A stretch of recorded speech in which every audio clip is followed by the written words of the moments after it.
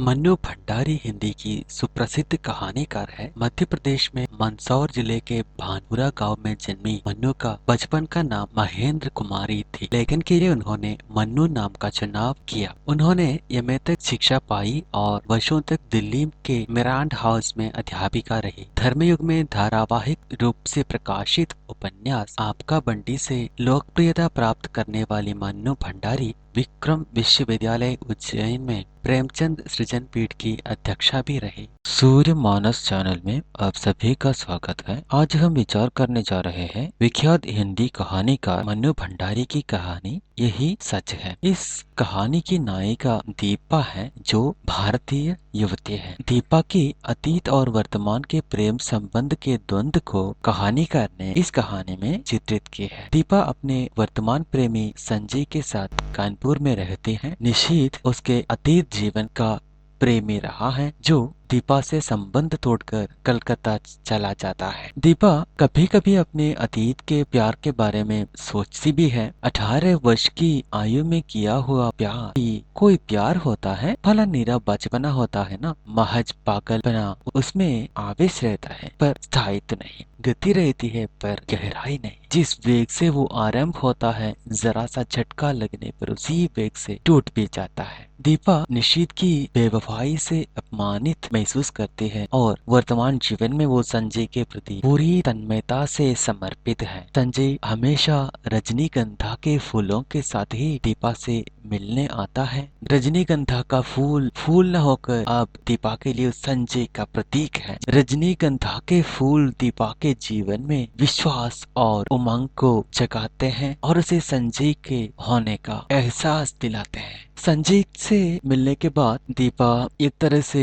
निशीथ को भूल भी जाती है। संजय और अपने आप का जीवन के बारे में रंगीला स्वप्न भी देख रही है। संजय का मन निशीथ को लेकर जब तक सशंकित हो उठता है, मगर निशीथ के नाम की चर्चा होने पर दीपा उसकी बेवफाई को याद कर गुस्से में भर जाती है और संजय से बताती भी है, देखो संजय, मैं 1000 बार तुमसे कह चुकी हूँ कि उसे लेकर मुझसे मजाक मत किया करो। मुझे इस तरह के मजाक जरा भी पसंद नहीं। दीपा जानती है कि निशीथ को लेकर संजय पूर्ण रूप से आश्वस्त नहीं है। निशीथ की ओर से संजय को पूर्ण रूप से आश्वस्त करती हुई वो बताती है, निशीथ उसके बचपन का प्रेम है। बचपन में किया गया प्रेम प्रेम नहीं होता, निरा बचपना होता है। उसी बीच इंटरव्यू के सिलसिले में दीपा को कलकत्ता जाने का मौका मिलती है और वहां से उसकी मुलाकात निशीथ से होती है। ढेर सारी सहायताएं निशीथ से उसको मिलती हैं। दीपा के प्रति उसके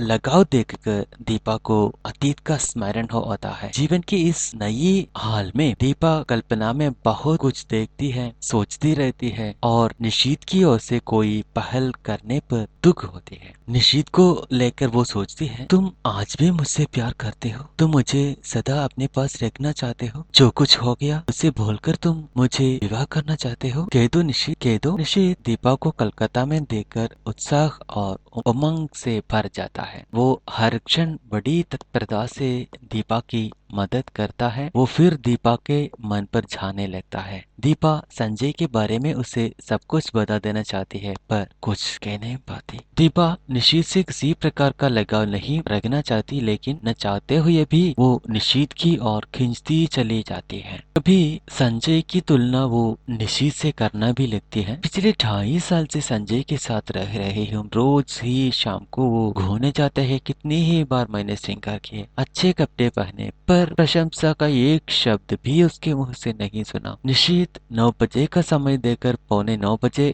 हो आता है तो वो सोचती है, संजय होता तो 11 के पहले नहीं पहुंचता। समय पर पहुंचना तो वो जानता ही नहीं। इस तरह दीपा संजय और निशीथ के बीच बहने लगती है। कलकत्ते में निशीथ से मिलने पर दीपा को लगती है, निशीथ का प्यार ही सच्चा प्यार है, वही प्यार वास्तविक है। संजय को वो प्रियतम नहीं पूरक मानती है। वो सोचती है, प्रथम प्रेम ही सच्चा प्रेम होता है, बाद में किया हुआ प्रेम तो अपने को भूलने का, भरमाने का प्रयास मात्र होता है। कानपुर लौटने पर संजय से मिलने पर जब वो अपने भाल पर संजय के अधरों का स्पर्श महसूस करते हैं तब उसे लगता है ये स्पर्श, ये भूख, ये क्षण ही सत्य है, वो सब झूठ था, मिथ्या था, भ्रम था। इस तरह कहानी में अस्तित्ववादी चिंतन का प्रभाव हमें देखने को मिलेंगे। इस कहानी में दीपा के माध्यम से मनु भंडारी जी ने मनस्थितियों को ईमानदारी के साथ अभिव्यक्त करने की कोशिश की है। मनु भंडारी की नायिकाएं मन से भी मजबूत होती है, वो इस कहानी में भी हमें देखने को मिलेंगे। त्रियोचित ममता उनके अंदर अवश्य होती है, लेकिन जब अपने भविष्य और जीवन की बात आती है तो वह कठोर हो जाती है। भावना की जगह यथार्थ से जुटकर फैसला लेती है। दीपा भी सोचती है इस कहानी में कल्पना चाहे कितनी भी मधुर क्यों न हो, एक तृप्तियुक्त आनंद देने वाली क्यों न हो, पर मैं जानती हूँ ये झूठ है। मनु भंडारी की इस कहानी में स्त्री मन की तमाम स्थितियों को जीवंत कर दिया है। इस कहानी के द्वारा मनु भंडारी जी ने स्त्री मन के अंदर विरोधों की अभिव्यक्ति को एक नई दिशा दी है। स्त्री मनोविज्ञान की सहज अभिव्यक्ति बहुत कम ही कहानियों में मिलती है। दीपा लगातार स्वयं से ही आत्मसंघर्ष कर रही है। उसे अपनी स्थिति न इधर न उधर की लग रही है। वो डायरी में ये सारा विवरण लिखती है। विचित्र स्थिति मेरी हो रही थी। उसके इस अपनत्व भरे व्यवहार को मैं स्वीकार भी नहीं कर पाती थी, नकार भी नहीं पाती थी। यही सच है। कहानी में शिल्प की सबसे बड़ी खूबसूरती यह है कि उसमें बाह्य घटनाओं के साथ ही पात्रों की आंतरिक मनस्थिति को भी चित्रात्मक ढंग से प्रस्तुत किए हैं। डायरी शैली में लिखी गई इस कहानी आस्वादकों को इसलिए भी अच्छा लग रहा है। यही सच है। कहानी की भाषा अनोटी है, उसमें भावावेश भावावेग है, काव्यात्मकता है। मनु भंडारी अपनी कहानियों में परिवेश को पूरा महत्व देते हैं। आसपास का जीवन, रहन सहन, प्रकृति का चित्रण सब इतना प्रामाणिक हमें उनकी रचनाओं में मिलेंगे कि हमें ऐसा लगेगा कि हम स्वयं वो जगह पर पहुंच चुके हों। यही सच है। कहानी में भी ये तत्व हमें मिलेंगे। देखिए, सामने आंगन में फैली धूप सिमट कर दीवारों पर चढ़ गई और कंधे पर बस्ता लटकाए नन्हे नन्हे बच्चों के झुंड दिखाई दिए तो एकाएक ही मुझे समय का आभास हुआ।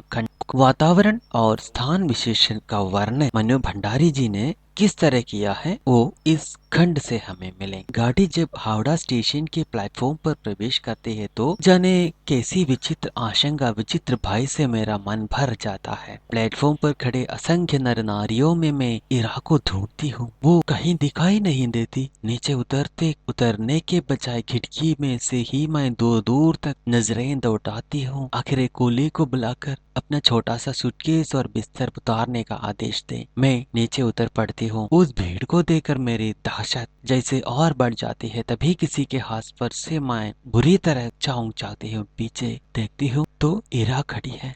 कहानी की भाषा का वो चित्रात्मकता देखिए आप लोग, कितना सुंदर तरीके से मनु भंडारी जी ने भाषा का इस्तेमाल किया है।